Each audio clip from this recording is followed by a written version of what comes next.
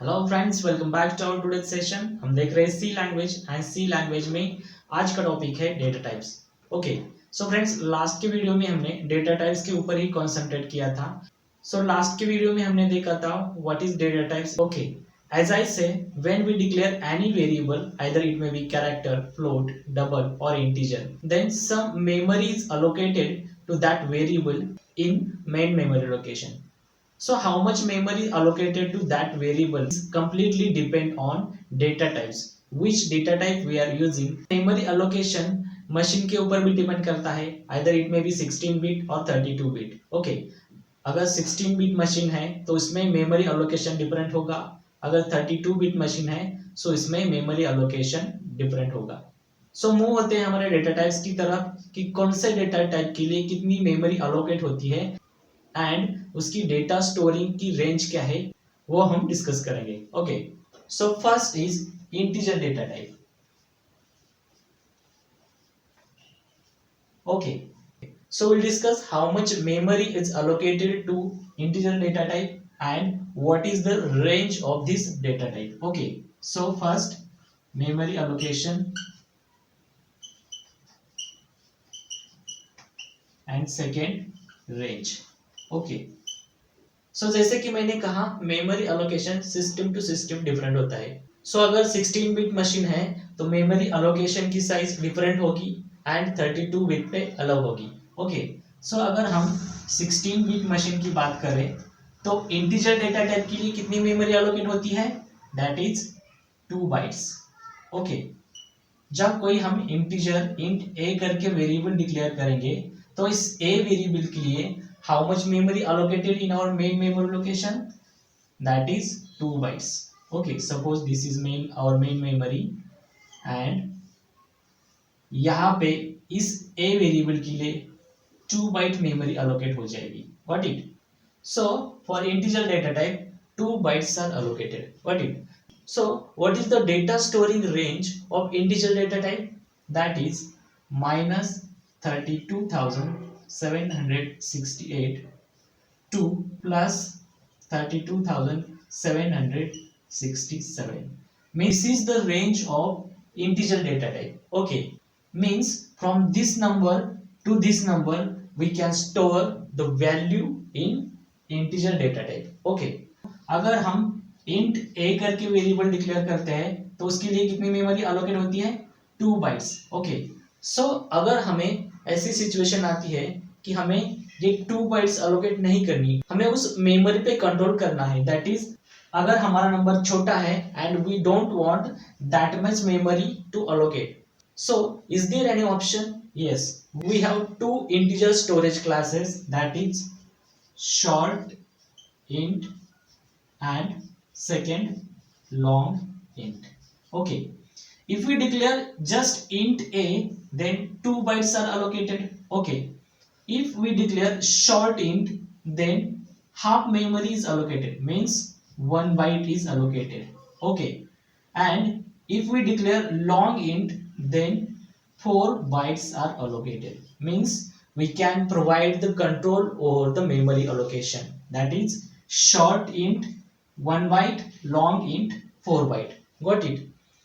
So by using this integer storage classes we can provide the control over memory allocation. अगर हमें इस range से बाहर जाके डेटा स्टोर करना होगा तो क्या करेंगे? Okay, so if you want to store 64,000 in our integer data type. Okay, so memory range is minus 32,000 to plus 32,000. But if you want to store 64,000 in integer data type, then is there any option? Yes, we have two qualifiers, that is unsigned and signed. So signed का मतलब क्या है? हम इसमें positive and negative दोनों number store कर सकते हैं एंड अनसाइंड का मतलब क्या है? हम उसमें सिर्फ पॉजिटिव नंबर स्टोर कर सकते हैं। What it? अगर हमने नॉर्मल इंट ए करके वेरिएबल डिक्लेयर किया तो हम इसमें पॉजिटिव एंड नेगेटिव नंबर दोनों भी स्टोर कर रहे हैं, that is what is the range, -32,000 to +32,000, means we are storing positive and negative number also. So normal declaration of int a and sign int a both are same, means here we are using positive and negative numbers also, and this declaration also using positive and negative numbers. So what about unsigned? अगर हम unsigned int a करके declare करते हैं तो ये सिर्फ positive number store करेगा. Okay, सो अगर हम अनसाइंड इंट a डिक्लेयर करते हैं तो उसकी डेटा स्टोरिंग रेंज जो है वो भी चेंज हो जाती है, because it is storing only positive numbers, means from 0 to plus 65,535.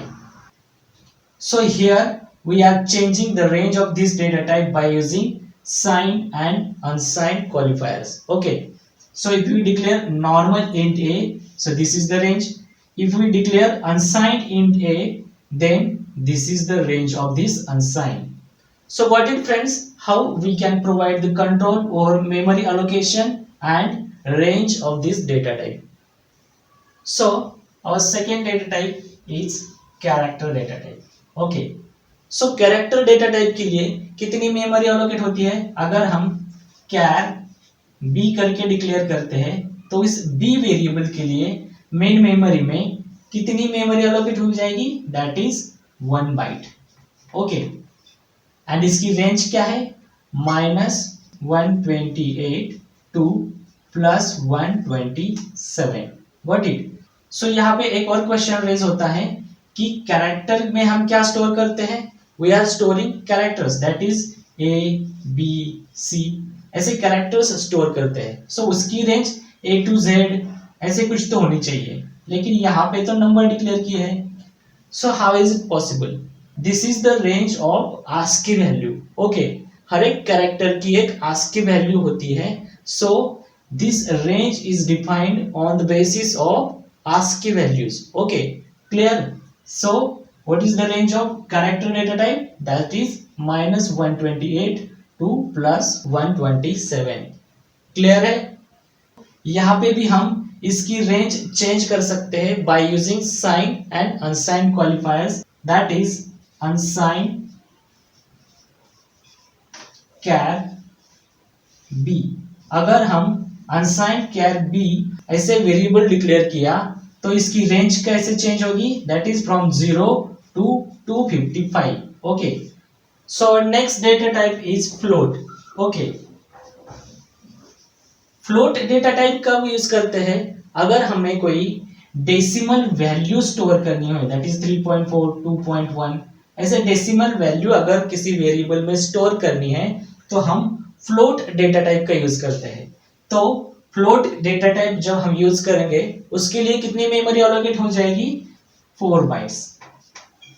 Okay, floating data type के लिए 4 बाइट्स एलोकेट होती है, एंड उसकी रेंज क्या है? 3.4e -38 to 3.4e +38. Okay, e is nothing but the exponential part. Okay, and हमारा next data type है fourth one, that is double. Okay, floating के लिए 4 बाइट्स एलोकेट होती है, तो उससे डबल मेमोरी इस डबल डेटा टाइप के लिए एलोकेट की जाती है, that is 8 bytes. Clear? What is the range of this double data type? That is 1.7e -308 to 1.7e +308. Okay, this is exponential part. इन दो डेटा टाइप्स के ऊपर एक एग्जांपल लेते हैं, देन उससे आपका और क्लियर हो जाएगा कि float and double data types क्या है. Okay, if you want to store any small decimal value, then we can use floating data type. Suppose we want to store 2.1, so we can declare it as float a is equal to 2.1. But if you want to store large decimal value, okay, then we can use double data type. Okay, by using double b. Okay, ऐसे हमने declare किया तो it will store the large decimal value. Means if you want to store more accurate decimal value, then we can use double data type. Accurate value मतलब क्या? आपको पता है कि मैथमेटिक्स में पाई की वैल्यू क्या होती है? That is 3.14. ओके, अगर पाई की एक्यूरेट वैल्यू देखी जाए तो वो कुछ अलग है. दैट इज पाई की वैल्यू कितनी है? 3.14, 15, 92, ऐसे कुछ तो मोर नंबर्स इसमें है. So if you want that much accuracy in that scenario we can use double data type. So friends, clear है कि float and double data type कब यूज करना है. सो फ्रेंड्स, आई होप कि इसमें कुछ डाउट नहीं होगा. फिर भी इसमें कुछ डाउट हो तो कमेंट सेक्शन में कमेंट करके बता सकते हैं.